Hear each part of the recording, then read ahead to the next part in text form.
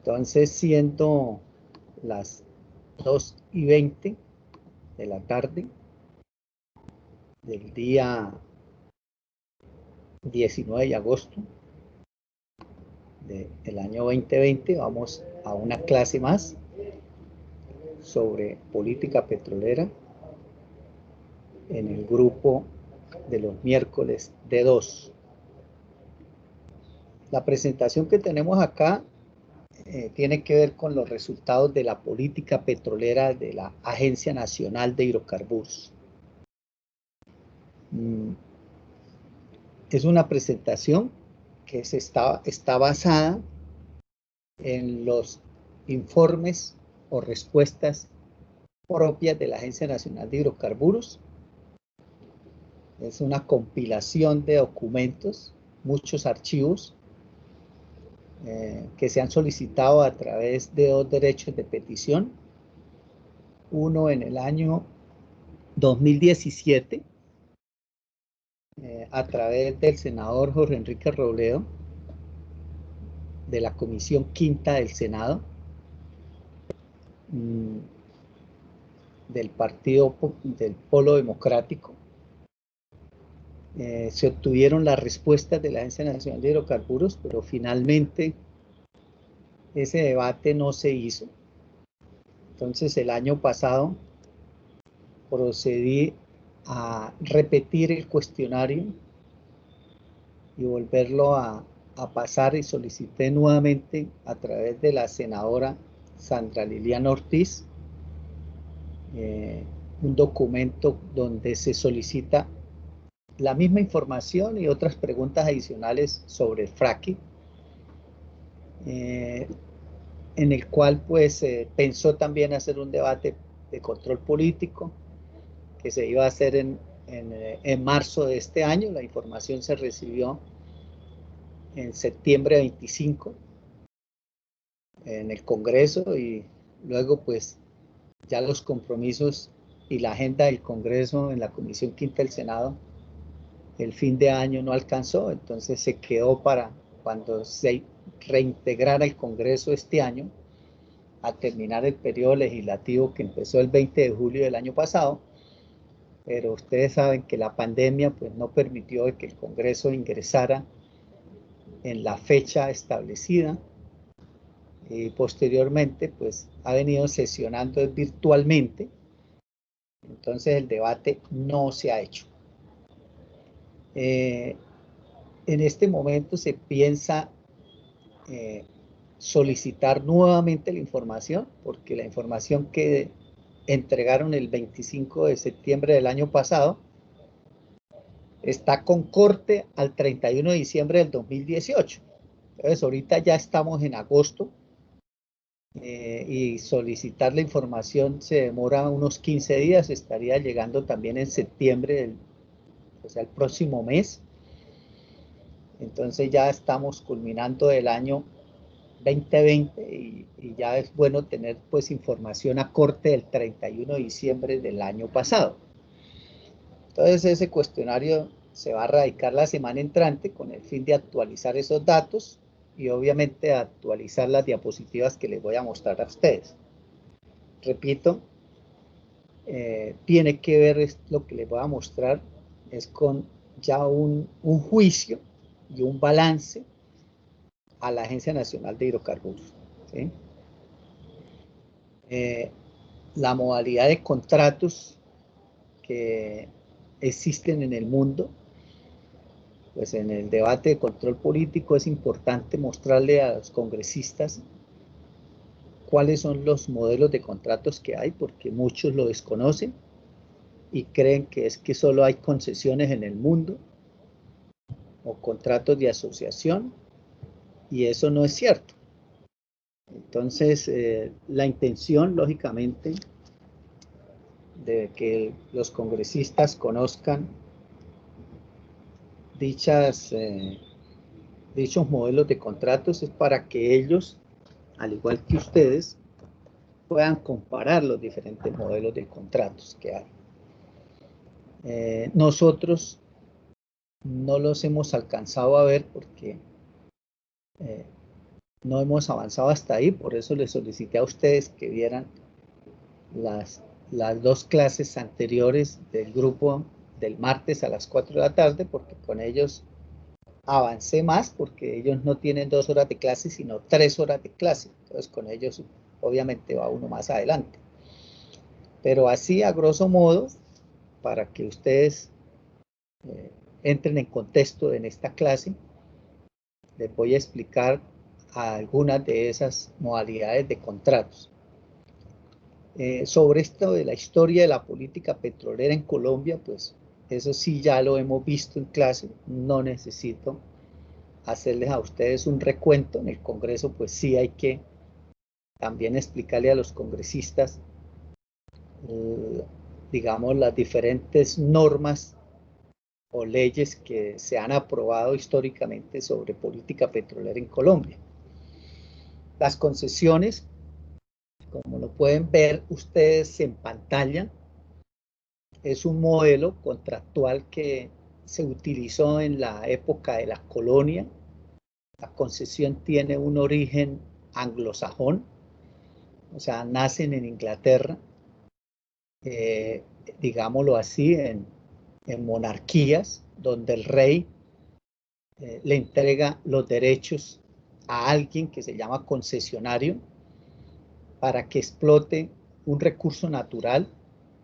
Antiguamente pues eran minas y piedras preciosas, entregándole los derechos sobre esos recursos a ese concesionario, que normalmente en la época de monarquías, pues quien recibía esas concesiones por parte del rey era algún descendiente de la misma familia del rey, algún pariente o algún amigo del rey, alguien muy allegado al rey. O sea, el rey no le iba a dar concesiones a cualquiera así por así, porque era la explotación de una riqueza.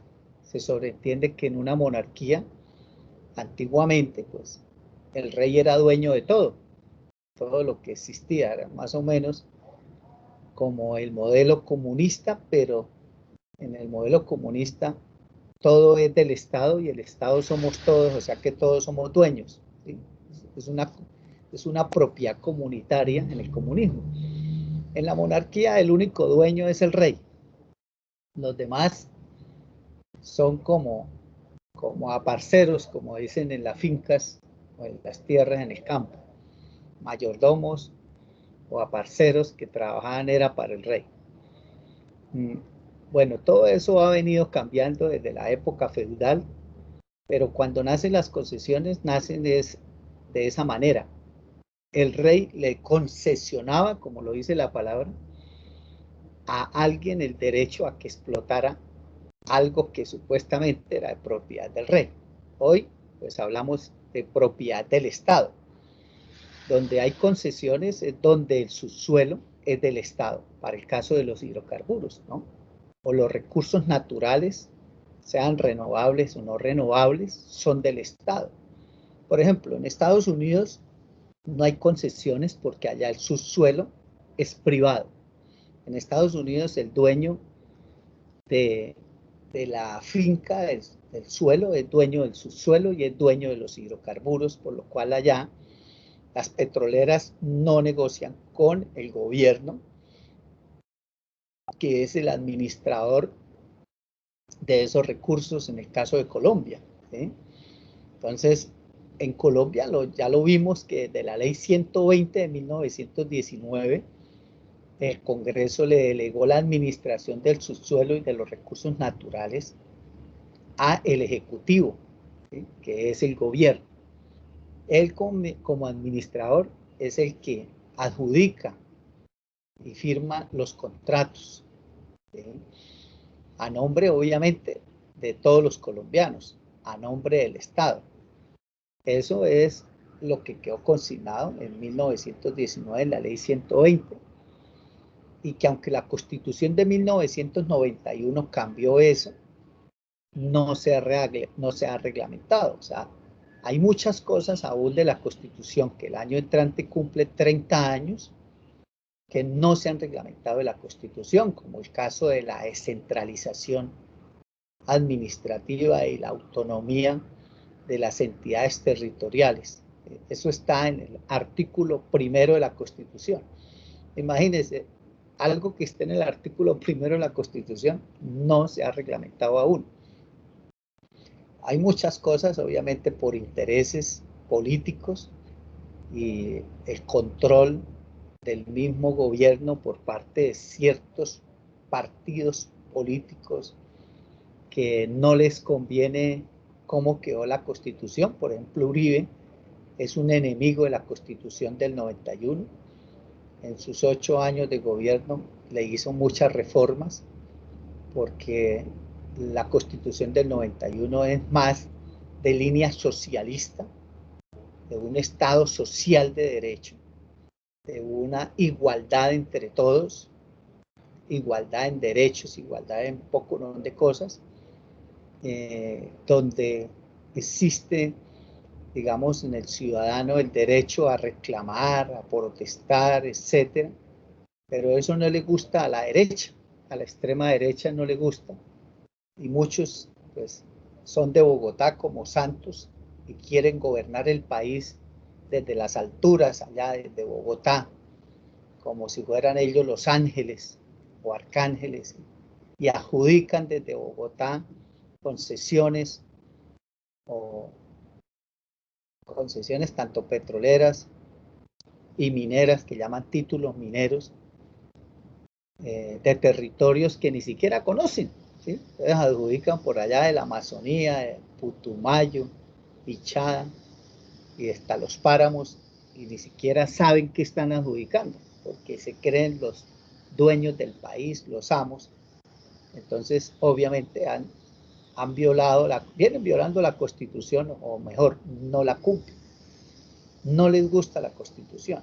Entonces quieren seguir siendo reyesuelos, ¿sí? Se las tiran de jerarcas, de emperadores, y muchos hasta de dictadores.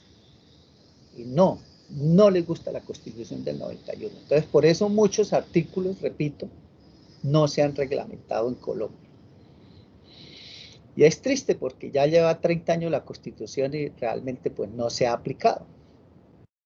Entonces, ese modelo concesionario, como lo vimos en la primera clase, Bolívar lo permitió, de que cuando nos independizamos supuestamente de España, o dejamos de ser colonia de España y pasamos a ser colonia de Estados Unidos, pues Bolívar dijo que se mantuviera para la explotación de las minas, que él dijo son de propiedad de la República, pero se seguirán adjudicando bajo el modelo de concesión, y permitió obviamente que los que ya tenían concesiones se les respetaran los derechos adquiridos. Y eso está bien, porque eso genera seguridad jurídica a un inversionista.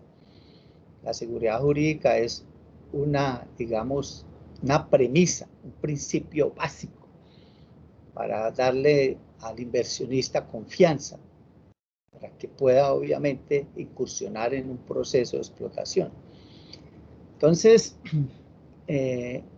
esa concesión no es algo que haya nacido en tiempos modernos, sino eso es algo que viene, repito, desde la época colonialista.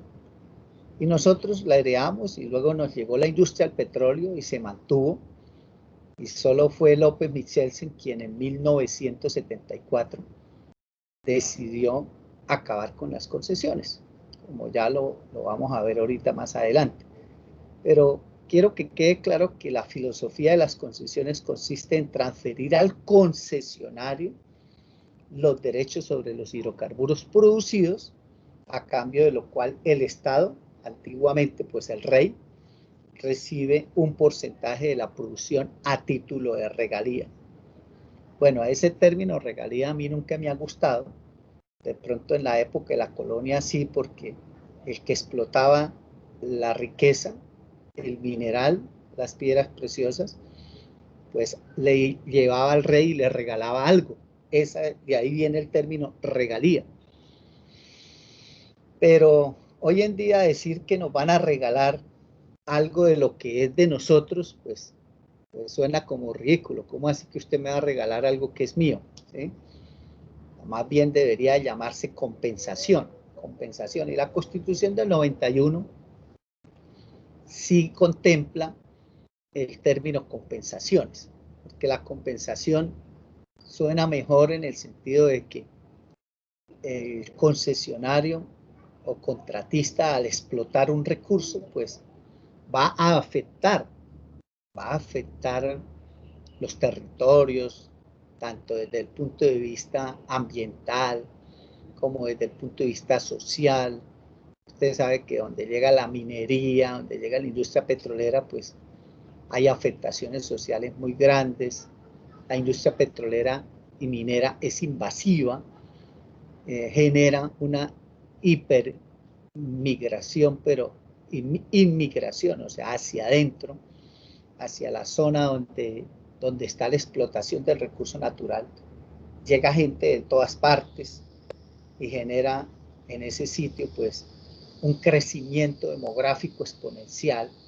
Muchas veces los mismos gobernantes locales, o sea, los alcaldes no son capaces de planear el crecimiento del municipio porque es tanta la gente que llega que al final se genera un caos y termina creciendo el municipio desordenadamente, con barrios de invasión, muchos pues, barrios ilegales, que luego cuando llegan las campañas políticas, pues terminan los candidatos comprometiéndose con legalizar todas esas casas y barrios ilegales con el fin de obtener los votos. Y esa gente, esos barrios ilegales, le vota a alguien que se comprometa a legalizarles eso. Entonces, eso genera en el municipio, en la administración, un caos, repito, porque también esos barrios necesitan servicios básicos como es alcantarillado, acueducto, electrificación, escuelas, puestos de salud, etcétera. Y hay que satisfacer esas necesidades básicas. Es un deber de los gobernantes y generalmente los recursos que genera la explotación de ese recurso natural, de esa minería, de ese petróleo, y que le llega a las entidades territoriales, pues no alcanza. Realmente las regalías son una miserableza comparado con todas las necesidades que genera la misma incursión de esa industria.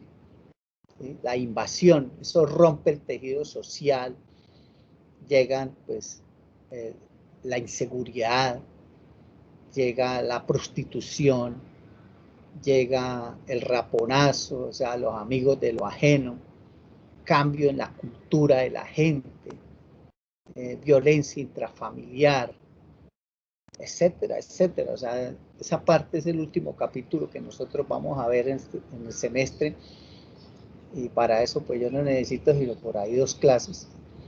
Y eso es gravísimo, compañeros, grave, todo lo que genera la explotación petrolera o minera en las zonas o áreas de influencia.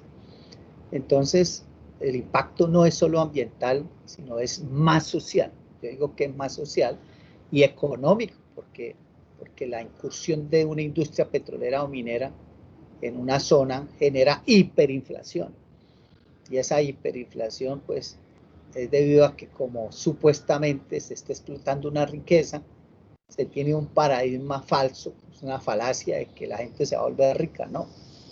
Antes uno se da cuenta que la explotación de una riqueza mineroenergética genera es más pobreza, y eso en términos económicos se llama enfermedad holandesa.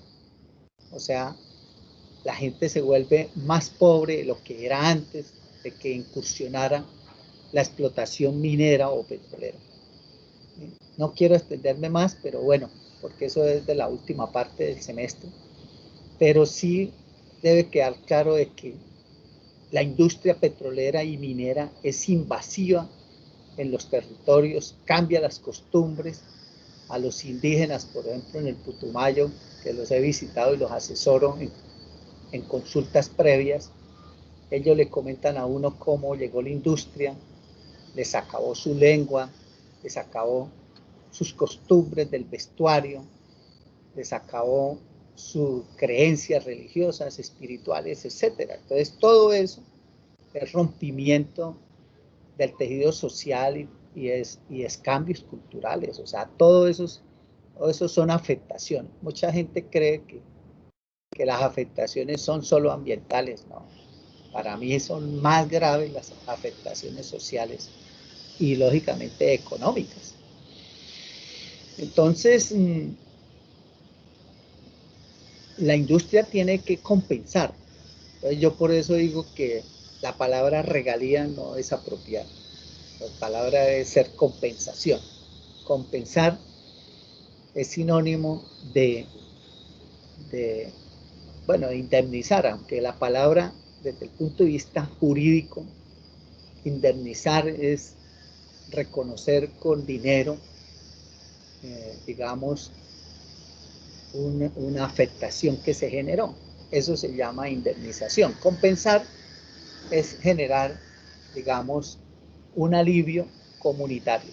Por ejemplo, la industria compensa cuando hace, por ejemplo, una obra social. Hace una carretera, un puente, un puesto de salud, un hospital, un colegio.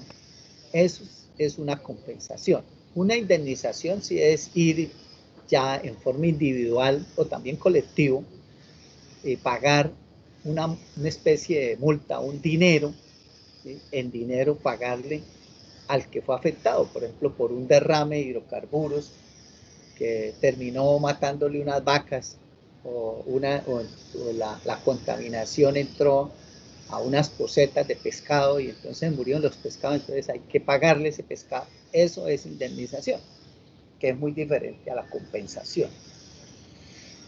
Entonces, como los impactos son, digamos, a toda la comunidad, no a alguien en particular, sino a todos. Por eso el término apropiado, repito, es compensación. El concesionario es responsable de adelantar por su cuenta y riesgo todas las operaciones en el área, sin intervención directa del Estado. Ojo con eso. Ahí el Estado no invierte. El Estado no es socio, ¿sí? Sin embargo, en algunos modelos se establece la obligación de satisfacer la demanda local antes de cualquier exportación. Aquí en Colombia, las antiguas concesiones que López Michelsen eliminó con el decreto ley 2310 de 1974, en esas antiguas concesiones se les obligaba a las petroleras a satisfacer la demanda antes de cualquier exportación. En el contrato de concesión antiguo siempre quedó estipulado de que la empresa concesionaria no podía exportar el crudo hasta no estuviera satisfecha la demanda nacional o la demanda interna. Y también se le pagaba a un precio preferencial, a un precio que era la mitad del WTI promedio del año anterior. Entonces, cada año, a principio de año, el gobierno generaba un COMPES, así se llama, en el cual establecía el precio del crudo para refinación interna que se le compraba a las concesionarias. Las concesionarias eran dueñas del crudo. Ahí cuando eso, pues Ecopetrol no participaba, ¿sí? Ni el gobierno a través de Ecopetrol ni de la ANH, pues no existía. Entonces, la concesionaria producía el crudo, pagaba las regalías en especie, no en dinero, en especie. Esas regalías pues iban para nuestra refinación, después de que ya tuvimos refinería con la reversión de la concesión de mares en 1951, entonces ya se estableció que las regalías no las pagaran en especie, y por eso el decreto ley o el decreto legislativo 1056 de 1953, o sea, 2 años después de creado Ecopetrol, como ya lo vimos, Ecopetrol nace por la reversión de la primera concesión, que fue la reversión de mares, y ahí pues hicieron la refinería Barranca y esa se heredó Entonces ya Ecopetrol como operador, pues ya el gobierno a través del Código Petrolero, que es el decreto ley, repito, 1056 de 1953, quedó claro de que el petróleo, mejor, las regalías se recibirían en especie y que tendría una destinación específica y era para refinar en Colombia, y que inclusive en esa época se estableció que las regalías tenían que entrar a precio de costo a la refinería. Entonces, desde cuando eso, pues las regalías las venía recibiendo Ecopetrol y las llevaba o transportaba hasta la refinería y las refinaba y las pagaba a las regalías, pues a costo de cómo saliera el barril. Y lógico, pues las regalías no alcanzan a cubrir la dieta o la carga de la refinería y había que comprarle crudo al concesionario del crudo de ellos. Y lo que se establecía en el contrato es que el crudo de ellos pues tenían que vendérnoslo a la mitad del WTI promedio del año anterior. O sea que había un precio preferencial. Eso hoy en día no es así, como lo vamos a ver más adelante. Actualmente las concesiones modernas no transfieren la propiedad de las reservas, ¿sí? E incluye cláusulas que permiten el seguimiento y el control de las operaciones por parte del Estado.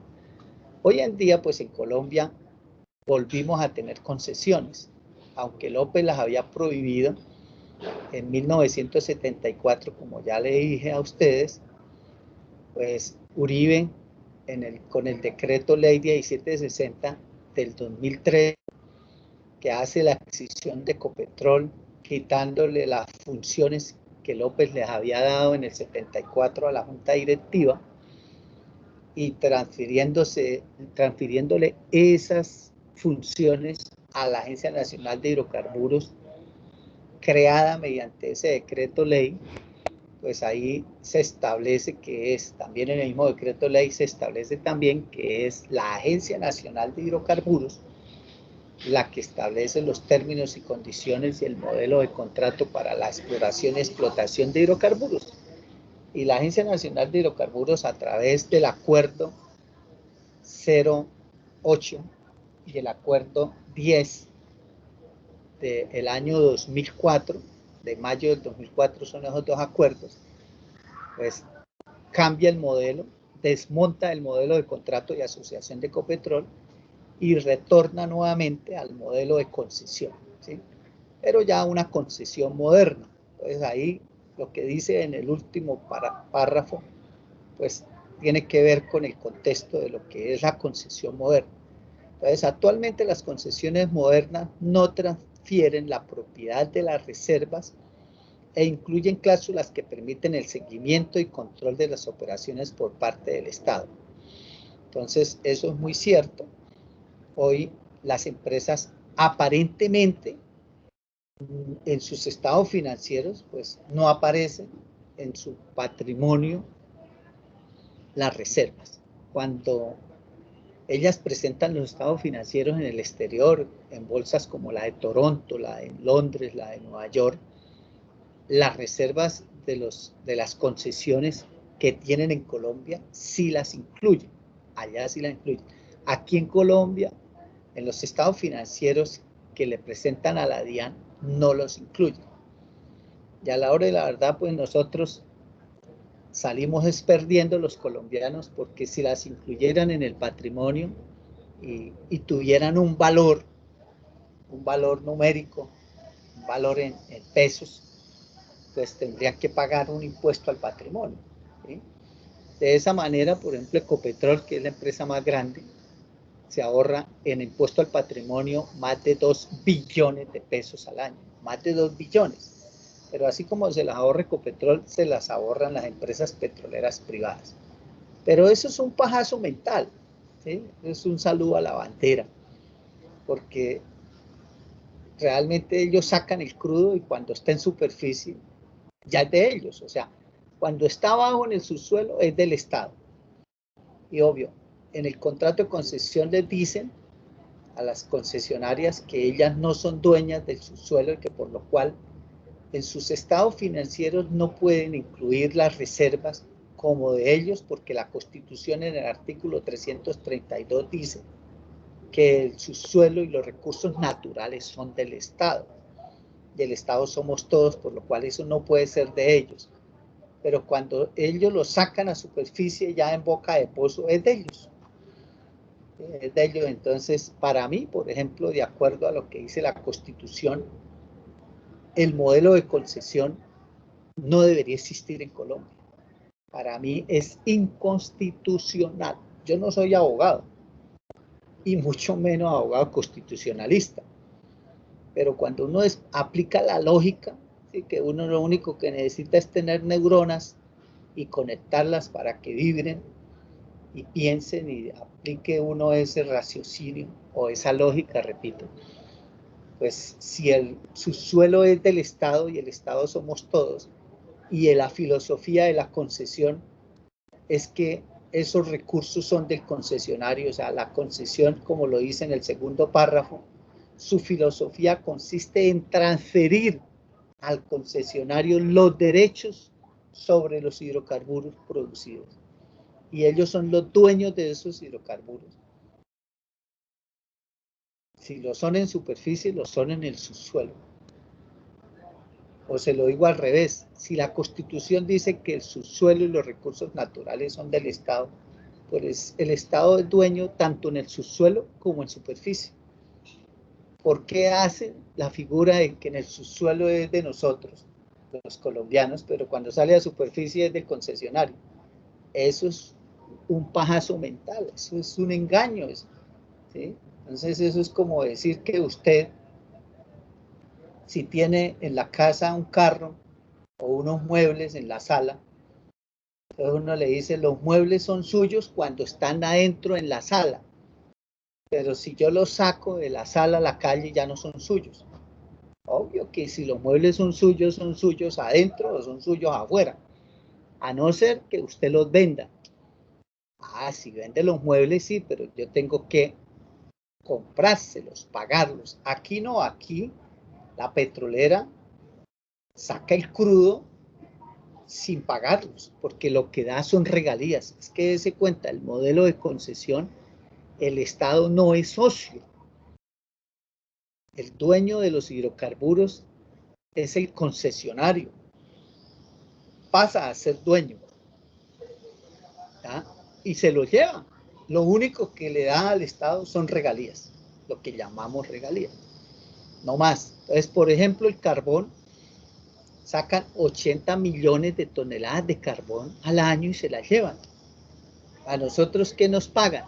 Nos pagan las regalías nomás. Eso es lo que nos pagan, porque no nos entregan el carbón en especie, no nos entregan el ferroníquel en especie, no nos dan el oro en especie. Hoy, con el nuevo modelo de concesión, los campos petroleros que se han descubierto y son comerciales, bajo el modelo de concesión de la NH, no paga las regalías en especie, las paga en dinero. Dan un dinero, pero por solo las regalías. El resto es de ellos, el resto es de ellos.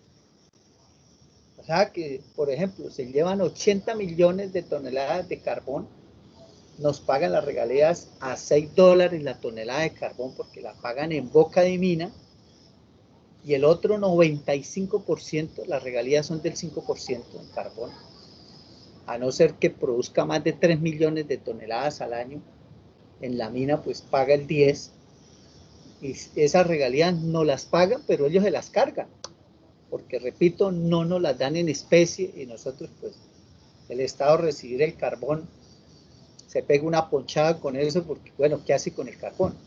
Entonces, finalmente le dice, páguemelas en dinero, y las paga como la empresa minera quiera pagarlas.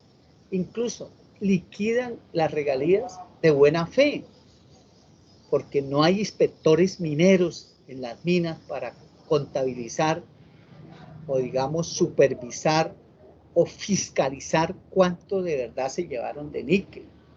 Ahora, en la minería es una grosería porque además de que no hay inspectores mineros, ¿sí? que vigilen eso o que fiscalicen eso, en la minería pagan, por ejemplo, con el níquel, regalías por el níquel, lo que ellos quieran decir que se llevaron. O sea, por eso digo de buena fe, porque salen escostalados de ferroníquel en tulas que echan desde la mina allá de Cerro Matoso, en tractomulas, camabajas, hasta el puerto de Cartagena y sale y se va para Inglaterra porque eso es de la BH Billington, que la dueña, pues, el 78% de las acciones de la BH Billington es de la reina Isabel II. ¿Sí? La BH Billington es anglo-australiana. Ahí hay accionistas australianos también. Es la empresa minera más grande del mundo. Entonces ellos se llevan eso para Inglaterra y allá se separan el hierro y separan el níquel y nos dicen sacamos tanto níquel, es lo que ellos quieran decir, pero por ejemplo por el hierro no pagan regalías. ¿Por qué? Porque la concesión es por níquel. Entonces pagan regalías por el níquel, más no por el hierro. Lo mismo sucede con el oro, por ejemplo, lo de Minesa. Minesa tiene una concesión por el oro, pero ahí viene molibdeno, viene plomo, viene plata, viene platino, viene uranio, viene todo eso. Y todo eso lo sacan, se lo llevan, inclusive metales que son más valiosos que el oro, se lo llevan. Y no pagan regalías, porque la concesión no es por plata, ni por platino, ni por molibdeno, ni por plomo, ni nada de eso. La concesión es por oro y pagan regalías del oro del 4%. Así está estipulado en la ley 756 del 2002. Esas regalías, repito, no las entregan en especie, sino en dinero, y se las llevan. Y por el resto, no pagan nada. O sea, nos pagan 5 o 10% de regalías del carbón y el otro 95 o 90% es gratis, gratis. Se lo llevan ellos. O sea, es de ellos. O sea, que no es de nosotros, los colombianos. Por lo cual, para mí, la Constitución de 1991 implícitamente deja claro que no deben existir concesiones en Colombia. Implícitamente, si uno le da una buena interpretación. Por lo cual, el que la NH haya regresado a las concesiones en términos de exploración y explotación petrolera ha configurado es un saqueo y un modelo inconstitucional. Pero bueno, hacia allá es que vamos. Y es los resultados de esa política petrolera nefasta de la NH que vamos a revisar aquí, basado en cifras e informes de ellos mismos, donde ustedes pueden concluir que con base en los resultados económicos de lo que le está quedando al país, usted mismo va a concluir que eso es un saqueo descarado de nuestra riqueza y obedece al modelo concesionario. Que si no fuera una concesión, obviamente las cifras serían diferentes. ¿Sí? Ese es el modelo concesionario. Repito, López lo eliminó en el 74 y entonces bajo el decreto ley 2310 le da o le delega las funciones que al Ejecutivo le entrega la ley 120 de 1919 y López, repito, se las delega a la Junta Directiva de Ecopetrol. Y Ecopetrol, como ya lo vimos en una clase anterior, pues lo faculta para que sea el responsable de la exploración y explotación de hidrocarburos a lo largo y ancho de todo el país, de aquellos recursos que son de propiedad de la nación, porque obviamente cuando estamos hablando de 1974, pues aún no existía la Constitución del 91. La que estaba vigente era la Constitución de 1886, y en esa Constitución los recursos naturales y el subsuelo no eran del Estado, sino de la nación. ¿Sí? Obviamente muchos creen que son analogías, o sea, que es hablar de Estado o hablar de nación o hablar de república es lo mismo. Jurídicamente no lo es. Pero entonces, por eso el decreto ley 2310 del 74, pues no habla de recursos naturales propiedad del Estado, sino habla de recursos naturales propiedad de la nación. Obviamente respetando los derechos adquiridos, porque hay, como ustedes ya lo vieron en las clases anteriores, hay subsuelos que tienen propiedad privada, ¿sí? Y hay algunos que conservan esa propiedad privada, y repito, la seguridad jurídica respeta los derechos adquiridos. Entonces, por eso el campo de Velázquez en Puerto Boyacá, que tiene Manzarobar, es un campo privado. Ahí no se negoció con el Estado. Ellos no pagan ni siquiera regalías. En Estados Unidos, las petroleras, repito, no negocian con el Estado, sino con el finquero. Y allá pagan regalías, pero al finquero. No le pagan regalías al Estado. Al Estado lo único que le pagan en Estados Unidos son impuestos. No más, solo impuestos. Pero en impuestos se llevan una gran tajada, como lo vamos a ver más adelante, lo que se llama en Estados Unidos el government take, porque allá como el subsuelo no es del Estado, sino es privado, entonces allá no se puede hablar de state take. State take se habla en Colombia porque aquí, repito, la Constitución de 1991 en su artículo 332 establece, repito nuevamente, que el subsuelo y los recursos naturales son del Estado. Entonces, cuando se habla de state take, state es Estado y take tasa. ¿Qué tasa de la ganancia, qué porcentaje de la ganancia, qué fracción de la ganancia le corresponde al Estado como dueño? Por eso se llama state take. En Estados Unidos no se puede llamar state take, repito, porque allá el Estado no es dueño de ese recurso. El Estado lo único que le saca son impuestos. Entonces allá, lo que aquí llamamos state take, allá se llama government take, y es al gobierno, que el gobierno es el encargado de recaudar los impuestos o tributos, es cuánto le corresponde de esa ganancia, de esa riqueza que está en el subsuelo, que es privada, cuánto le corresponde al gobierno. Y por eso allá se habla de government take, tasa para el gobierno.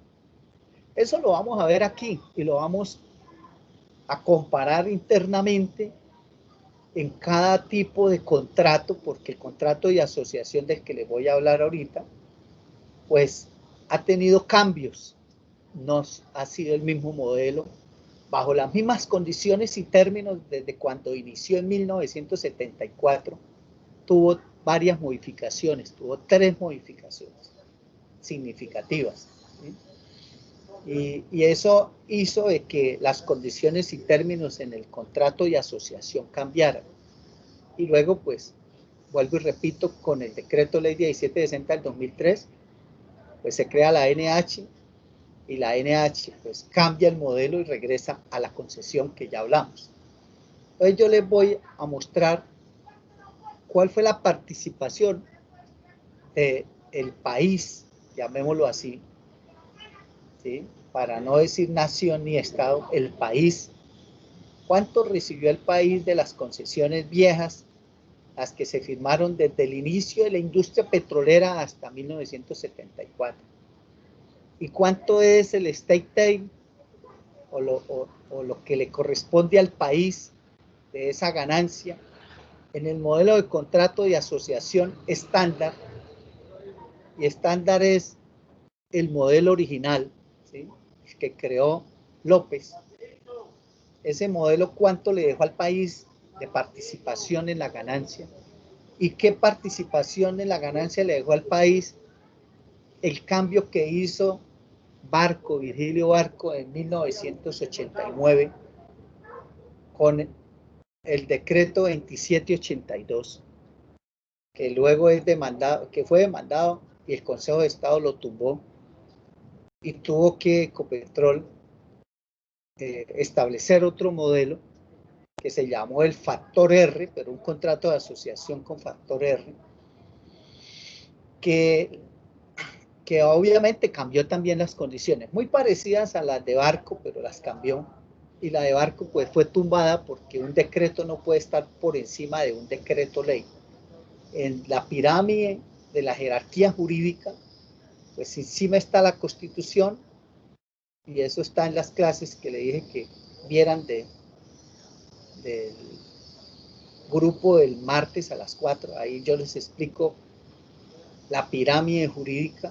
Entonces, primero está la Constitución y los acuerdos internacionales, luego están las leyes que aprueba el Congreso, donde hay actos legislativos que obviamente reforman la Constitución, vienen las leyes orgánicas, las leyes marco, las leyes ordinarias, y luego viene, después de lo que aprueba el Congreso, y eso va en orden jerárquico.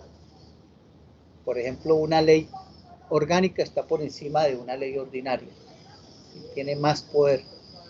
Y luego vienen los decretos ley, que los decretos ley no los expide el Congreso, sino los expide el gobierno, pero cuando ese decreto, como los que está expidiendo ahorita Duque, son bajo unas condiciones especiales, que en este caso es la emergencia económica, social y ambiental por el COVID, o cuando el gobierno le da facultades al presidente para que legisle por decreto, entonces los decretos son decretos legislativos o decretos ley.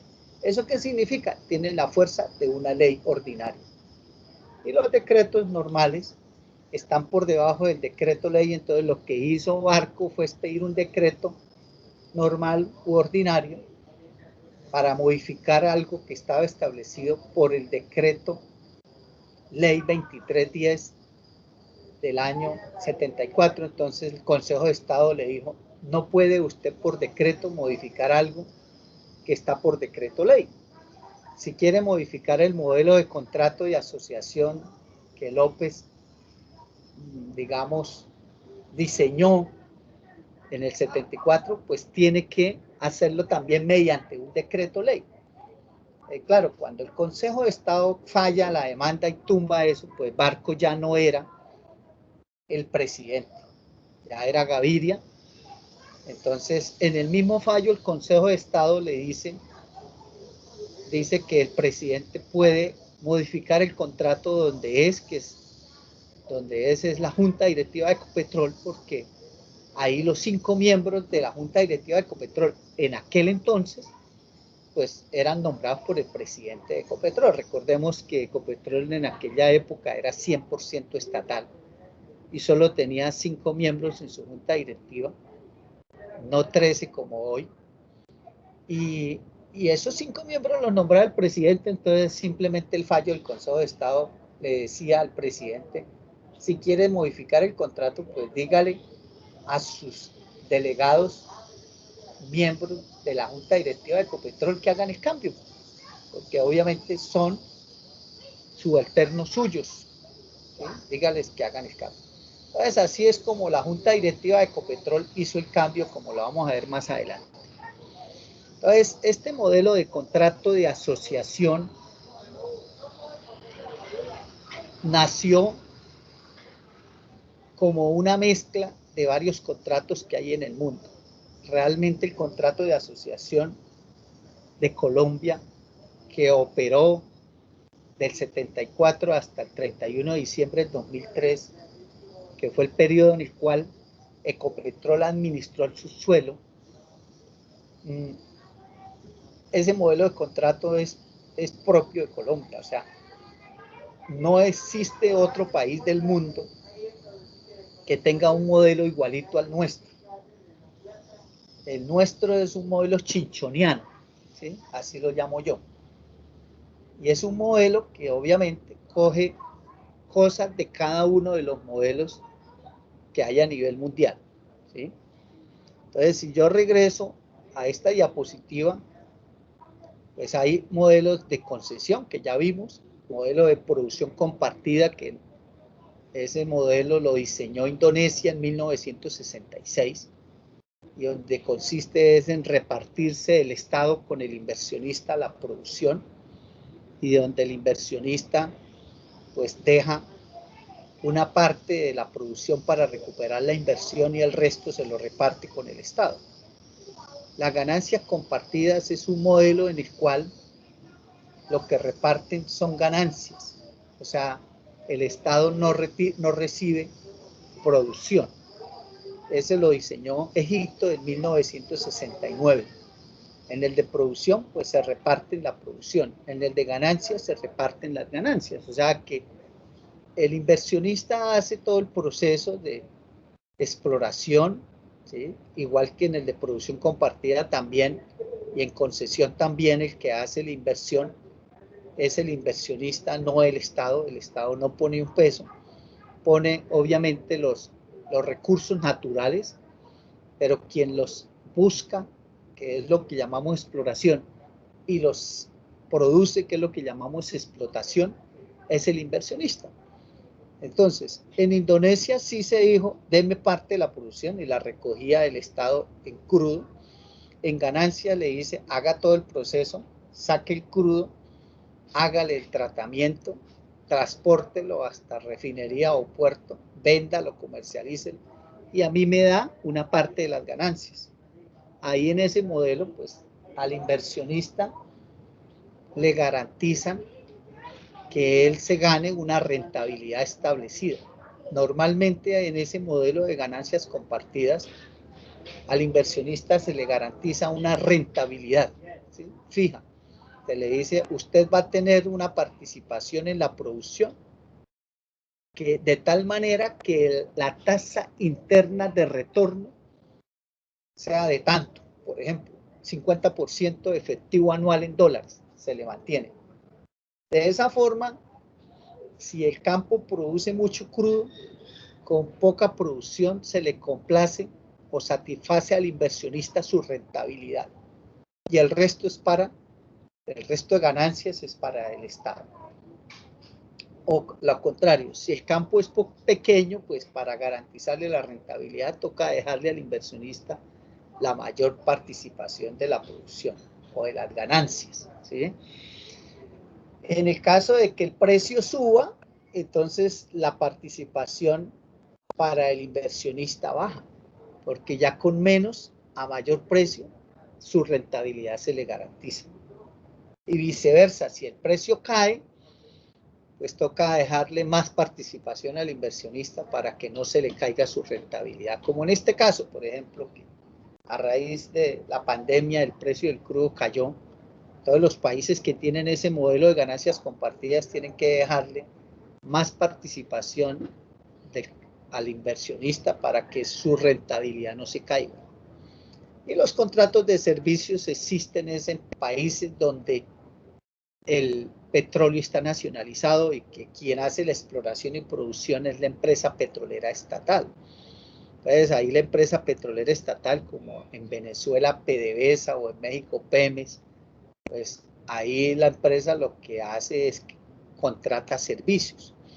La empresa que llegue no va a llegar ni como concesionaria, ni como obviamente la que va a hacer la inversión y la operación en la exploración y producción, porque el que opera es el Estado a través de su empresa petrolera estatal. El inversionista pues pone el billete y la tecnología cuando la tiene, ¿sí? Y hace la exploración con riesgo, y con riesgo es que si no se encuentra nada no le pagan, pero si se encuentra le pagan a veces con una participación en la producción o en dinero, pero el que opera es la empresa petrolera estatal. Así, por ejemplo, operaba en Venezuela Halliburton, que el año pasado decidió irse porque Maduro o PDVSA les adeudaba mucha plata y no les había pagado, entonces se fueron. Y el servicio puro, pues es un servicio normal, que es el que Ecopetrol, por ejemplo, contrata para que le perforen un pozo. Ahí sí, servicio puro, pues se le paga por la perforación del pozo. Y así el pozo salga seco o no, pues hay que pagarle. Ahí pues el inversionista no va a recibir participación en la producción ni nada, sino se le paga por el servicio. Ese es el servicio puro. Y hay otras modalidades como Joint Venture. Ese Joint Venture es el que más se parece a nuestro contrato de asociación, porque ahí en esa modalidad ahí sí el Estado invierte, ¿sí? El Estado invierte. Se vuelve socio. Ese joint venture es como una sociedad. Entonces, el Estado se vuelve socio del inversionista. A veces, ¿no? A veces el Estado entra de inversionista desde el principio y a veces hasta después del descubrimiento. En el caso de Ecopetrol, con el contrato de asociación, entraba a invertir después del descubrimiento. O sea, en otras palabras, Ecopetrol o el país no asumía riesgo. El riesgo lo asumía el contratista, el socio de Ecopetrol. ¿Sí? Si en la parte exploratoria, obviamente, ahí Ecopetrol le decía, hermano, vaya y busque, y si no encuentra, de malas, ¿sí? De malas, y devuelva al área y recoja sus hierros y se va. ¿Sí? Y si encuentra, entonces ahí sí entraba Ecopetrol de socio a desarrollar el campo en la porcentaje que le correspondía a cada uno en la sociedad, ¿sí? A cada parte en la sociedad, y así en esos porcentajes se repartía la producción, ¿ya? Entonces, dése cuenta que el contrato de asociación de Ecopetrol tenía algo de joint venture porque era una sociedad. Inclusive hay países donde el inversionista con el Estado crean otra empresa con personalidad jurídica aparte y todo. Aquí en Colombia no, aquí en Colombia cada uno mantiene por separado o mantuvo por separado su razón social. O sea, la empresa petrolera aparte y Ecopetrol aparte. No creaban una empresa conjunta, solo hubo un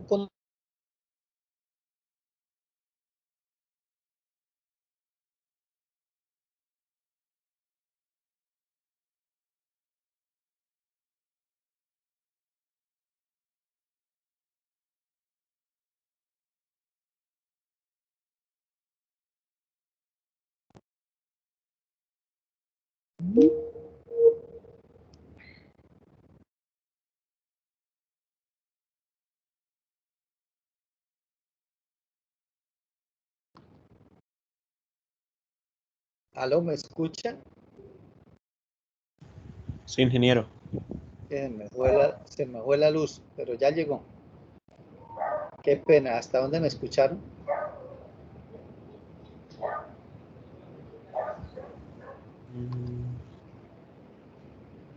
Cuando estaba hablando del caso de Ecopetrol de Chuchupabé, creo que fue. Sí, señor. No se cortó Bueno, hace mucho. entonces, sí, ahí están viendo la diapositiva, sí. Sí.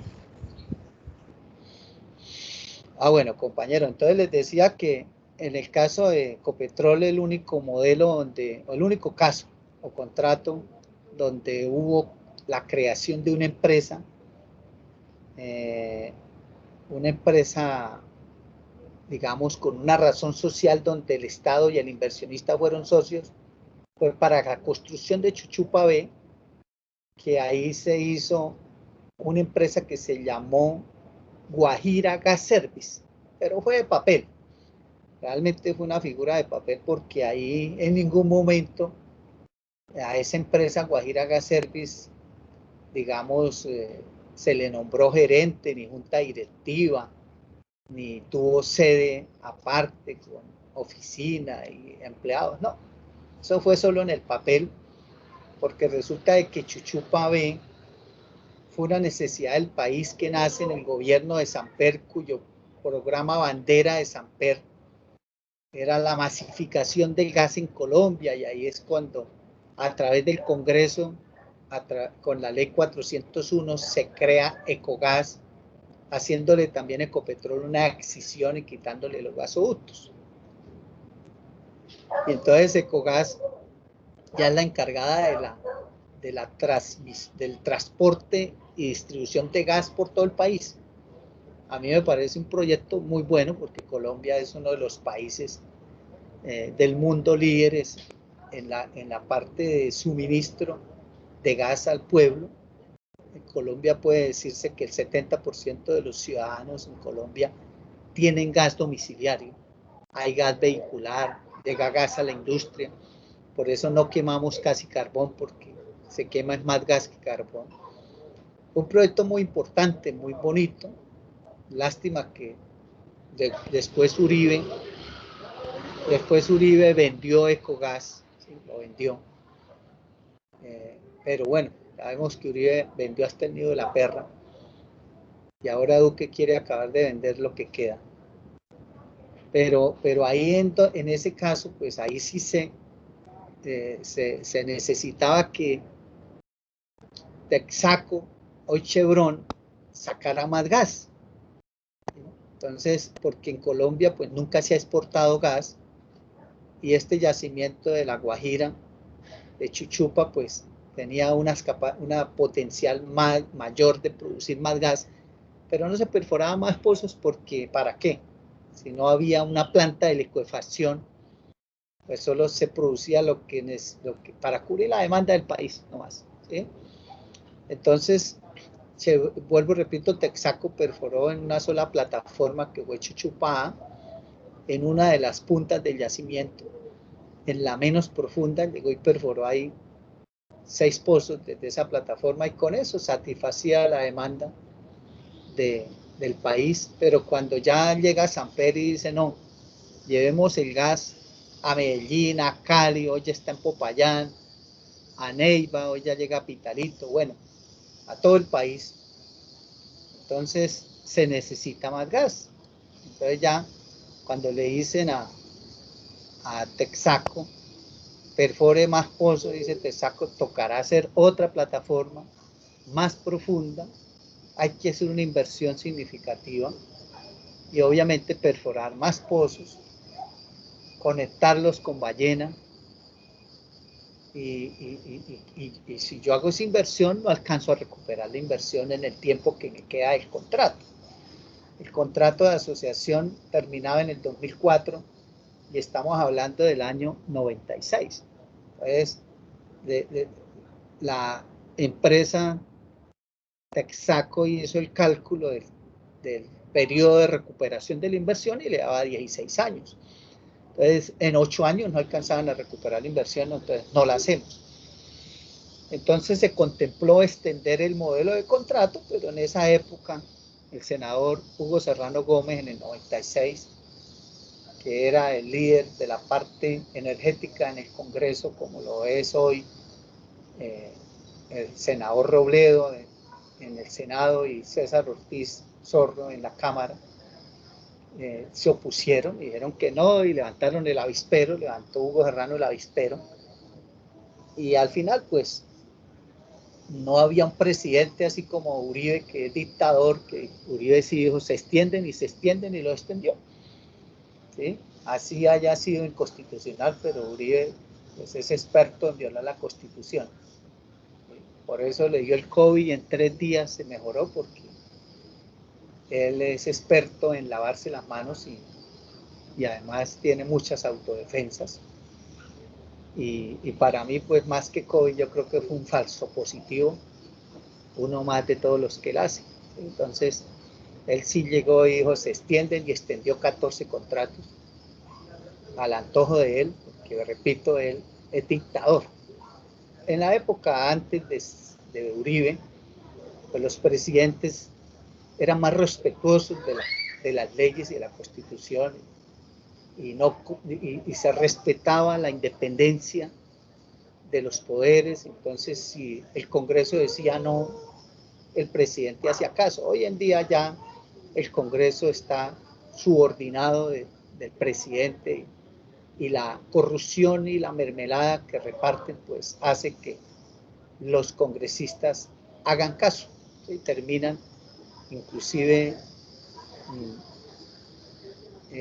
contrariando sus propias ideologías y su propia conciencia y terminan haciéndole caso al gobierno a cambio de favores personales que les hacen.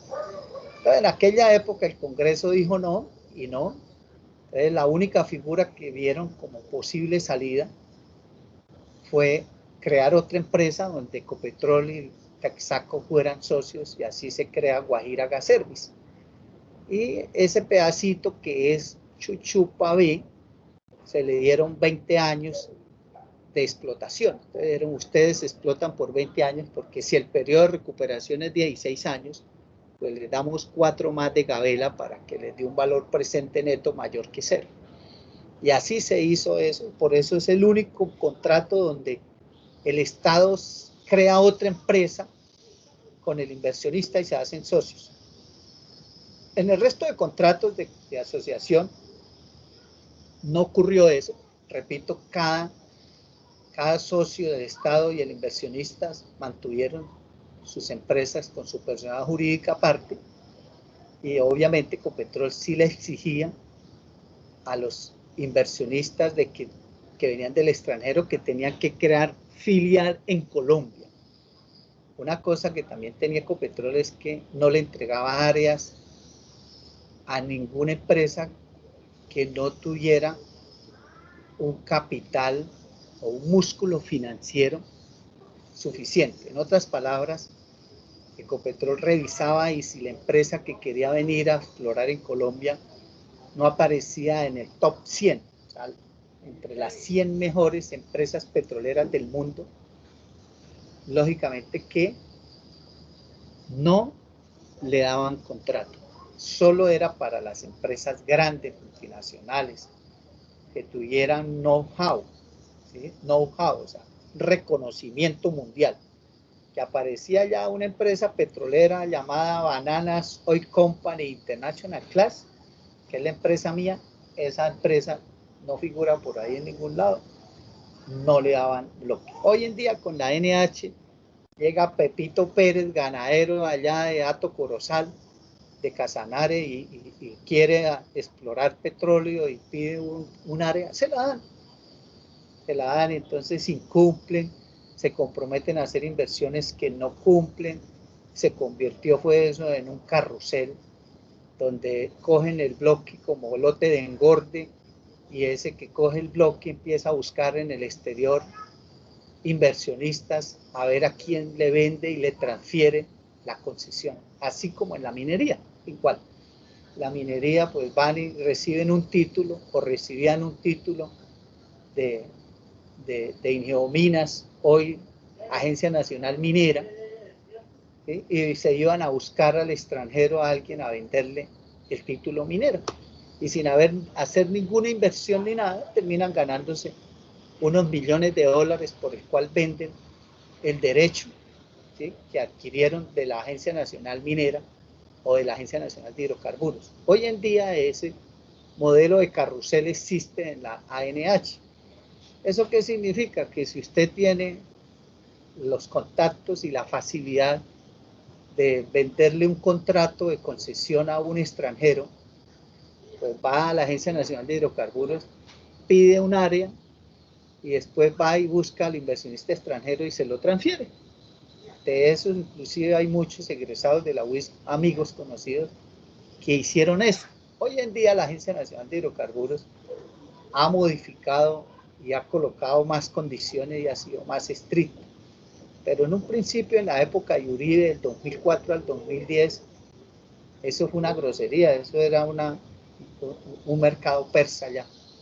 Y entregaban bloques con cero participación para el país, ¿sí?, solo regalías, no más, e impuestos, que luego también en las reformas tributarias del 2006, del 2008, del 2010, 2012, 2014, 2016, cada 2 años hacen una reforma tributaria y le dan más gabelas a las petroleras y mineras, de tal forma que hoy en el estatuto tributario tienen a su haber 228 prebendas tributarias que obvio pueden descontar del impuesto, y finalmente terminan pagando una irrisoria tasa de impuesto a la renta del 2,82%, mientras que nosotros pagamos el 25% de impuesto a la renta. Con todos los beneficios, el país más o menos deja de recibir, entre petróleo y minería, deja de recibir en impuestos alrededor de 77, 80 billones, ojo lo que le estoy diciendo, 77, 78, 80 billones de pesos al año de impuestos que se les perdonan a las petroleras y mineras por todas las prendas tributarias que están configuradas, repito, por ley en el estatuto tributario, ¿sí? O sea, es una exoneración de impuestos legal, ¿no? Las mineras y las petroleras no tienen la culpa. Eso está en las leyes de las reformas tributarias, como por ejemplo que cuando exportan el mineral, el carbón, cuando exportan el petróleo, les devuelven el IVA, como el poderse llevar el 100% de las utilidades para sus casas matrices y no pagan impuestos remesa, que era del 7, ese se lo quitaron en la reforma tributaria del 2006. Como poder importar maquinaria y equipos y no pagar aranceles, como descontar las regalías que pagan, descontarlas como un costo en el flujo de caja antes de la renta líquida agradable, o sea, antes de impuestos, descuentan las regalías que pagan como si fuera un costo. O sea, cosas así, lógico, pues son 228 prebendas, nombrárselas aquí a todas las prebendas a ustedes, pues se nos van 2 clases para explicárselas todas, pero esas son las figuras que existen de excepciones tributarias o rentas exentas, ¿sí? Y que se llaman prebendas tributarias. Entonces, esta vaina ha configurado, es un saqueo de nuestra riqueza, como lo he dicho, y como lo vamos a ver aquí en los resultados ya de la ANH, de su gestión, pues da risa, que lo van a ver al final, la ganancia que deja el negocio petrolero de la ANH no da ni para cubrir ni el 50% del presupuesto de la UIS, porque la UIS este año tuvo un presupuesto de 482.000 millones de pesos y lo que deja la ANH de utilidades netas, sumando todo concepto económico que les cobra a las petroleras, todo, o sea, derecho de uso de su suelo, transferencia de tecnología, participación por precios altos, participación en la producción, o sea, usted suma todo y le descuenta los costos de funcionamiento de la ANH, ¿sí?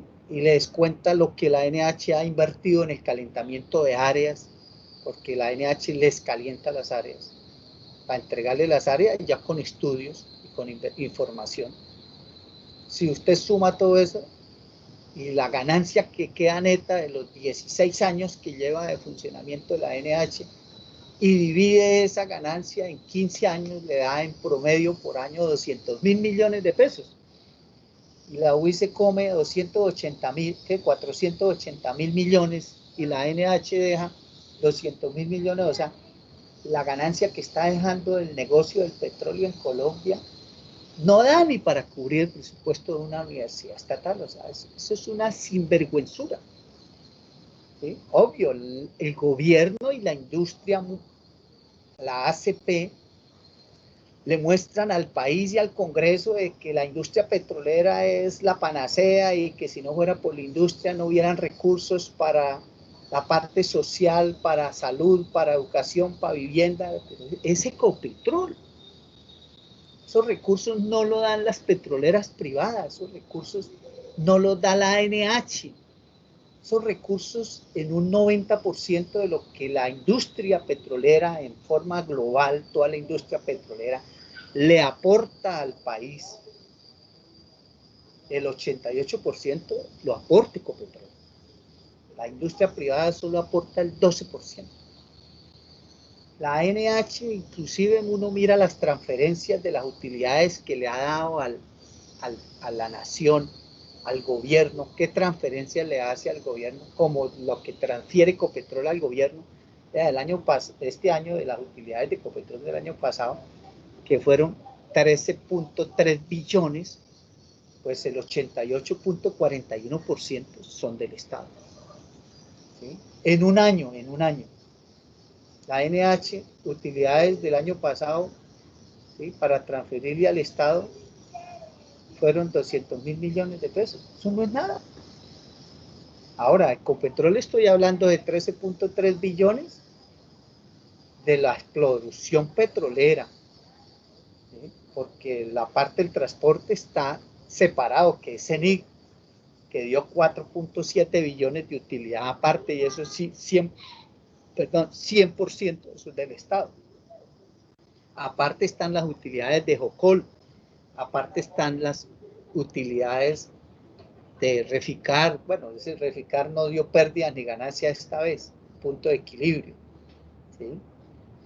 O las utilidades, por ejemplo, que dio Equion, o las utilidades que, bueno, las empresas que Ecopetrol ha creado por fuera, como la de Brasil, la del Golfo, la de Perú, esas han dado pérdidas, ¿sí? La refinación en Barranca da pérdidas. O sea, aquí la dura es la producción de crudo, y mirando unos índices de rentabilidad, la empresa de todo el grupo empresarial de Ecopetrol más rentable es CENIT, el transporte, que da un índice de rentabilidad del 49%.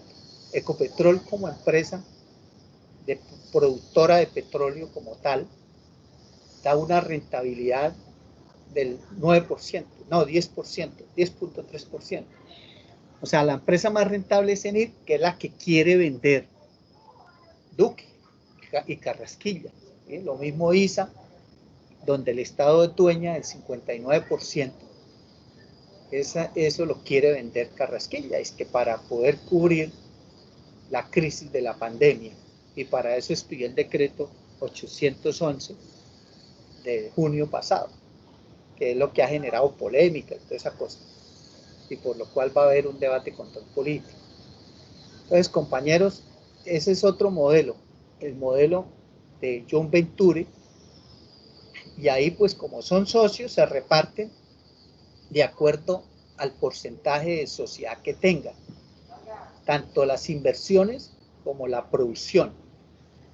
En ese John Venture no hay regalías, obviamente, y si las hay, los impuestos son bajitos. Ese es otro. La asistencia técnica es una modalidad que existe para recobro mejorado, sobre todo.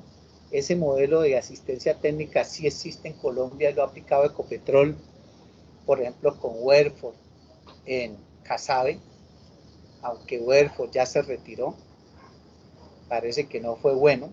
Con Halliburton intentaron firmar uno para Tibú, hicieron unos pilotos allá de inyección de agua, y eso se les vino el agua, fue por las fallas, y empezaron a aparecer un poco de resumaderos en superficie de agua con crudo. O sea, el yacimiento allá está muy fracturado y no tiene sello. Entonces allá la inyección de agua fracasó y se retiró Halliburton. En el Asir Infanta se firmó con la Occidental, y ahí sí ha funcionado, y con ese modelo de asistencia técnica la Occidental pues puso la tecnología y puso la plata, y recuperaron el campo que ya estaba en 5.000 barriles por día en el 2005, y lo llevaron a 39.000 barriles por día. Esos son. Y los híbridos, pues es el contrato de asociación, es un híbrido, porque es una mezcla de todos, porque por ejemplo el contrato de asociación en Colombia tiene regalías, que es propio de las concesiones. Hay una repartición en la producción entre Ecopetrol y el socio, que es propio de la producción compartida, ¿sí? Y en aquellos que hacen una operación conjunta, como el caso de Cusiana, donde Ecopetrol creó una gerencia que llamó gerencia Cusiana, y ahí creó comité técnico, comité operacional, comité financiero, comité social, comité ambiental.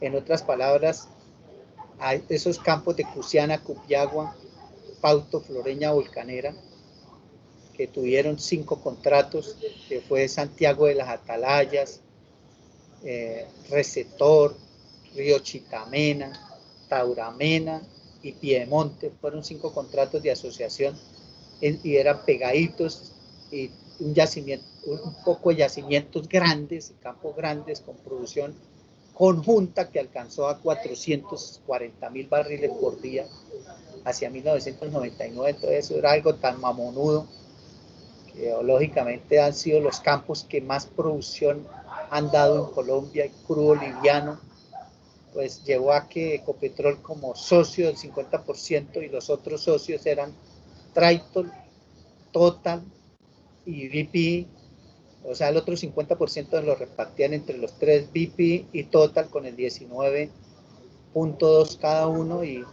Triton con el 9.6%. Ellos Entonces, en su conjunto todos hicieron, digamos, una operación conjunta, aunque el que aparecía como operador era VP, pero las decisiones se tomaban conjuntamente en esos comités. Entonces ahí no se repartían producción, sino se repartían era ganancias. Entonces ahí, por ejemplo, ese modelo, esos contratos de concesión de Piedemonte, ahí aplicaron cosas de ganancias compartidas. Y lógicamente hubo contratos de servicios para perforar pozos, pues ya era con empresas de servicios. Entonces, como se pueden dar cuenta, el contrato de asociación es una mezcolanza, es digamos, lo que llaman aquí un híbrido, es un híbrido de todos, es muy propio de nosotros. Entonces, aquí en el contrato dice, se constituye en una asociación en donde cada parte adquiere derechos y obligaciones en proporción a sus intereses, conformando o no una nueva entidad jurídica. Se utiliza para diversificar el riesgo y optimizar el portafolio de inversión. Cada parte contribuye en las inversiones y participa en las utilidades en proporción a sus intereses, de acuerdo al porcentaje que está de socio. En algunos casos, como aquí Colombia, por ejemplo, en algunos casos donde participa la empresa estatal, esta solo contribuye a partir del descubrimiento. ¿Sí? Así es el contrato en Colombia, o era el contrato de asociación. O sí se puede decir que es porque, de todas formas, hay todavía muchos campos que operan bajo ese modelo. La mayoría de contratos de asociación que Ecopetrol firmó hasta el 31 de diciembre del 2003, la mayoría ya, esos contratos ya terminaron y ya los campos los asumió Ecopetrol y Ecopetrol los opera como Rubiales, Pirirí, Castilla, Chichimene, Cusiana, Cupiagua, Pauto, Floreña, Volcanera, Río Chitamena, etcétera. ¿Sí? Hay otros contratos de asociación que Uribe extendió, como el caso del contrato de asociación Carabonorte, donde se descubrió Caño Limón, más 10 campos más. Entre esos está Caño La Yuca, Caño Verde, Las Garzas, está otro que se llama Chipirol. Bueno, ahí hay Campo Redondo, es un poco de campos. Lo que pasa es que siempre se conoce, casi siempre se le da o se conoce el área o la provincia petrolera, llamémoslo así, con el nombre del primer campo que se descubre. Por ejemplo, ustedes nunca escuchan hablar del campo Chipirol, ¿no? Nadie habla del campo Chipirol. Todo el mundo dice Caño Limón, porque Caño Limón fue el primero de los 11 campos que se descubrieron ahí en esa zona, bajo ese contrato de asociación Carabonorte. Inclusive, nadie nombra por el nombre del contrato. ¿Sí? Por ejemplo, Cusiana se descubrió en el contrato Santiago de las Atalayas. Nadie habla, nadie dice Santiago de las Atalayas, que es el nombre del contrato. ¿Sí? Ni nadie nombra, por ejemplo, que Pauto, que Floreña, que Volcanera. No, todo el mundo dice Cusiana, porque Cusiana fue el primer campo que se descubrió. Entonces ya coge el nombre como genérico. ¿Sí? Por ejemplo, nadie nombra Pirirí, pero ahí en ese está en Rubiales y está Pirirí y está Quifa. Ahora, son 3 contratos en el mismo yacimiento, porque el yacimiento es tan grande que está distribuido en 3 contratos diferentes.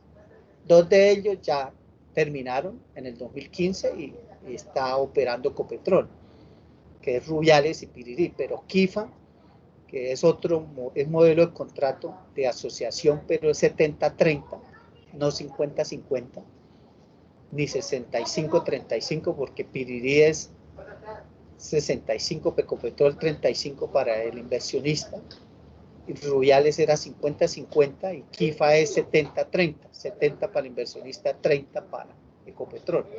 Los 3 son contratos de asociación en superficie, pero abajo es un solo yacimiento. Rubiales, pues, es uno de los yacimientos más grandes que se han descubierto en Colombia, es el que más, hoy en día es el que más produce desde el punto de vista individual. Rubiales está por el orden de los 120.000 barriles diarios. Pues uno cuando suma Castilla con Chichimene, pues da más. Castilla y Chichimene suman 160, 170.000 barriles diarios, entonces uno dice que son los campos que más producen en Colombia, pero los dos en su conjunto. Pero Rubiales solo es el campo que más produce. Ahora, el yacimiento con más reservas descubierto en Colombia no es Rubiales, ni es Cusiana, ni es Caño Limón, ni es Cupiagua, ¿no? El yacimiento con más reservas originales es Chichimene. Chichimene se estima que tiene más de 4.500 millones de barriles abajo. Hoyo oscuro pesado, el factor de recobro no pasa del 5%. O sea, el 95% del crudo está abajo. Es un campo con un potencial muy grande de desarrollar y lógicamente aumentar las reservas del país como tal. Entonces el contrato de asociación requiere de un acuerdo de operación. Normalmente el inversionista es el operador, en el cual se reglamentan los procedimientos para el desarrollo de esas operaciones. Esto es importante, el concepto de la renta petrolera y el state pay, que repito, en Estados Unidos se llama government pay. Entonces, cuando hablamos de renta petrolera, es la ganancia que deja el negocio. Aquí en esta diapositiva son cálculos del año pasado, que el petróleo osciló más o menos entre los 60 y 70 dólares. Entonces yo puse un precio de 65. Tengo algunas diapositivas más viejas que pongo un precio de 100. Pero cuando usted cambia el precio de venta del crudo, también se alteran los costos. Entonces, cuando uno tiene, por ejemplo, un precio de 100 dólares, cuando tuvimos precios de 100 dólares antes de junio del 2014, los costos por barril oscilaban en 25 dólares en promedio. Al bajar a 65, pues los costos bajaron a 18. Y cuando el precio del crudo bajó ahorita a 40, ahorita está en 45 dólares, entonces ahorita el costo promedio, estos son datos de Ecopetrol, está en 14 dólares. Entonces, cuando uno hace los cálculos en porcentajes, casi siempre da lo mismo, no cambia. O sea, si el precio del barril sube, estos costos suben también en el mismo, digamos, en el mismo margen. Entonces, al final, cuando uno hace cálculos del state pay, pues no cambia. Realmente no importa el precio del crudo, ¿sí? Entonces, cuando uno vende un barril, en este caso, el año pasado a 65 dólares, y obviamente estoy hablando de 65 dólares porque este debate se iba a hacer el año pasado, y ese era el precio. Ahorita, si se hace el debate este año, pues toca acomodar esto a los precios actuales, más o menos 42, 43 dólares el barril. Y el costo aquí bajarlo por allá a 13, 14 dólares. Pero al final, repito, las fracciones que vamos a sacar no cambian, ¿sí?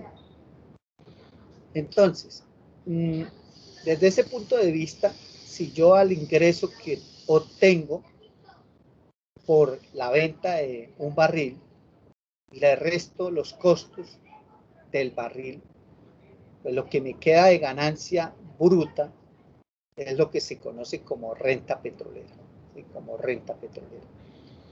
Ahora, ¿qué costos se le cargan a un barril? Hay unos costos de exploración que fueron obviamente ya invertidos, como es el caso de la sísmica, la perforación de pozos, todo lo que fue la magnetometría, gravimetría, fotografía aérea, barrida satelital, geología de superficie, geoquímica, pozos estratigráficos, etcétera. Todo lo que se invirtió en la exploración se recupera por amortización en los estados financieros. Entonces aquí se le carga $1 por barril más o menos en promedio. Estos datos son de Ecopetrol, repito. Y después de que se descubre crudo, pues ya viene el desarrollo del campo, que es la perforación de los pozos de desarrollo. Bueno, la perforación de los pozos como tal se van a la parte de intangibles, ¿sí? Pero hay que construir baterías, líneas de flujo, vías de acceso, oficinas, comprar camionetas, hacer oleoductos, etcétera. Todo ese desarrollo tiene una inversión que es donde ya Ecopetrol entraba como socio, y ahí se carga más o menos $2.5 por barril, porque obviamente es la inversión más significativa, y eso en los estados financieros se recupera por depreciación. Es lo que se conoce como depreciación de activos. Y ya viene la parte de la operación, que ese es otro cuento. La operación ya es lo que se gasta como costos. No es inversión, ya no es inversión, sino son costos del levantamiento del barril desde el fondo de pozo a superficie, dependiendo del sistema de levantamiento que se utilice. Entonces hay un consumo obviamente de energía, ¿sí? Está toda la operación de las plantas, energía gastada en los separadores, tratadores térmicos, electrostáticos, etcétera, mano de obra, químicos que se le agregan, tratamiento de aguas residuales, etcétera. Todo eso está metido ahí, gastos administrativos, ¿ya? De oficina, impuestos que se pagan, todo eso está en operación. Transporte, pues es el transporte, si es por carro tanque, si es por tubería, obviamente por terrestre, por carro tanque es mucho más alto.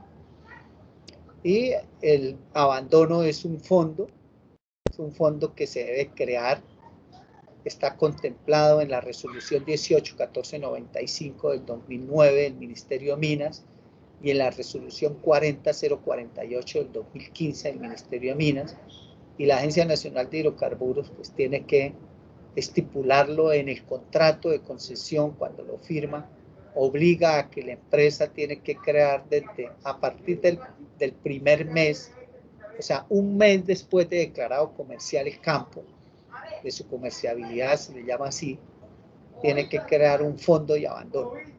Y eso más o menos representa $0,5 por barril. Sumando todo eso, el año pasado daba $18 por barril. Entonces, si a $65 nosotros le restamos 18, pues nos da 48, ¿sí? $47, ¿no? 65 menos 20, sí, a $47, que sería lo que se conoce como la renta petrolera. La renta petrolera es la ganancia que deja el negocio, esa es la renta. Y lógicamente lo que nosotros vamos a mirar es de esa ganancia cuánto le corresponde al Estado. Entonces eso se conoce como el state take, ¿ya? Entonces al Estado hay que darle unas regalías que genera la concesión, ¿ya? Entonces vienen esas regalías. Si es contrato y asociación, pues también tiene regalías. Y si Ecopetrol es socio, pues hay una participación de la empresa estatal en las utilidades, ¿ya? Que las coge la empresa petrolera estatal. Y obvio los impuestos. Entonces lo que tenemos en amarillo va en el numerador, que es regalías, la participación de la empresa estatal en la producción, más los impuestos. Y a veces hay países como Brasil que cobra bonos. Aquí en Colombia, en la época de la guerra contra el narcotráfico y contra la guerrilla o grupos insurgentes, el gobierno de Gaviria les cobró algunos bonos que se llamaron bonos de guerra. Entonces se meten ahí. Y eso se divide en la renta petrolera. Eso se conoce como el state take. Si es en países donde el subsuelo es privado y obviamente pues no hay participación en la producción por parte del Estado, sino solo impuestos o algunos bonos, y no hay regalías, pues entonces al no haber Estado como propietario ya no podemos decir state take, sino se llama Gobermertei. Y lo que va aquí arriba son los impuestos y bonos que cobra el gobierno. Entonces, lo que hay, lo que le entra al gobierno, dividido en la renta petrolera. Y eso, pues, es el Gobermertei, ¿ya? En el caso, por ejemplo, de la concesión moderna, además de las regalías, pues, hay en algunos contratos que se sacaron por rondas o subastas, hay participación en la producción, pero muy poquito, por ahí 1, 2, 3% nomás. Hay los impuestos que obviamente ya están rebajados y hay unas chichiguas que pagan que se llaman derecho de uso de su suelo, transferencia de tecnología, y hay una que se llama participación por precios altos. Todo eso uno lo suma y lo divide en la renta petrolera para calcular el state take, ¿sí? Entonces, compañeros, pues a partir de ahí pues nace el cálculo, por ejemplo, para la antigua concesión. Si uno recibe o vende un barril en $65, pues hay que restarle los 18 de todos los costos de exploración, producción, transporte y abandono que ya vimos, y queda una renta petrolera de 47, que es lo que llamamos la ganancia. Antiguamente, pues antes de 1969, las antiguas concesiones, pues en promedio pagaron regalías del 15%, o fue lo más alto que pagaron, ¿no? Porque así iniciaron las concesiones barco y de mares con el 15%, pero después de 1931 las regalías las bajaron del 6 al 10, y luego por allá en los años 50 las subieron del 8 al 12, dependiendo de la distancia al mar. Y en 1969 con la ley 20 las colocaron en el 20%, pero ya después vienen los contratos de asociación. Entonces aquí, para valores así aproximados, hemos colocado 15%, que es como iniciaron las concesiones. Entonces las regalías se liquidan es sobre boca de pozo. Entonces aquí vamos a subir el 15% de 65, aunque eso no es correcto decir que de estos $65 vamos a coger el 15%, porque las regalías realmente tienen un precio base. O sea, las regalías no las pagan a precio internacional, ¿sí? Por un lado, pues hay que descontarle el costo de tratamiento del crudo, porque como se liquida en boca de pozo, realmente no se recoge el crudo en la boca del pozo, sino en el punto de fiscalización después de haber pasado por la batería. Entonces hay que descontarle el costo de tratamiento, y si lo llevan a tanques hay que pagar el almacenamiento, y si lo comercializan, entonces si se va a puerto hay que transportarlo hasta el puerto o hasta la refinería. Entonces eso se les cuentan a las regalías, y además allá si lo suben a un buque para exportarlo, ese crudo de las regalías también le cobran el trasiego, y si almacenaron el crudo en el puerto de Coveñas, cobran también el almacenamiento allá en Coveñas, y si el crudo de las regalías lo comercializan en el mercado extranjero, pues hay que pagar la tarifa de comercialización, o sea, hay que darle un porcentaje al comercializador, al que hizo el negocio de venderlo. Entonces, al final las regalías quedan muy disminuidas. Sin embargo, aquí, siendo unos optimistas, asumiendo que cogemos el crudo y que nos lo pagan a precio internacional, pues el 15% de 65 es 9,75. ¿Sí? Entonces, ya quitándole a 47, le quitamos 9,75, nos queda pues 37,25. Y sobre esto es lo que se llama renta líquida agradable, y obviamente esto ya es del inversionista, el concesionario. A nosotros lo único que nos dan son esas regalías. Y las regalías pues las descuentan antes de impuestos, como ya les dije. Entonces quedan 37,25, y sobre esto pagan un impuesto que antes los impuestos eran del 30%, alcanzaban a estar en el 34% inclusive. Hubo una época en el gobierno de Uribe que estuvieron los impuestos hasta en el 38.5%.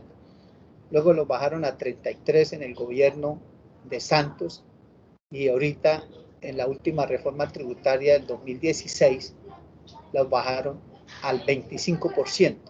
Pero nosotros aquí asumimos 30% de tasa de impuestos, que era lo que se cobraba antiguamente, obvio, sin prebendas tributarias, ¿no? Entonces, el 30% de 37,25, pues es el 11,18. Las concesiones lo único que le dejan al país, o al Estado en este caso, son eso, regalías más impuestos. Entonces, sumamos 9,75 más 11,18, nos da 20,93. Entonces, ¿cómo se calcula el State Aid? Cogiendo lo que recibe el Estado y dividiéndolo en la renta petrolera, como lo vimos aquí en la fórmula allá abajo. Entonces, ya dividiendo el 20,93 en 47, que es la renta petrolera, eso nos da 44,53%.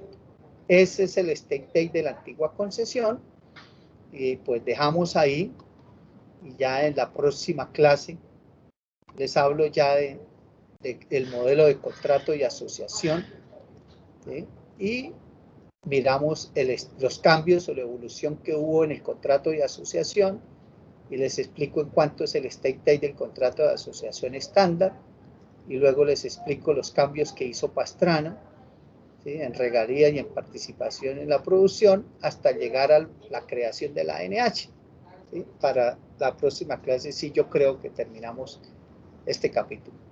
Entonces, compañeros, buenas tardes a todos, y que terminen de pasarla muy bien. Me voy porque me van a partir la torta. Muchas gracias a todos. Feliz tarde y feliz fin de semana. Muchas gracias, ingeniero. Feliz cumpleaños.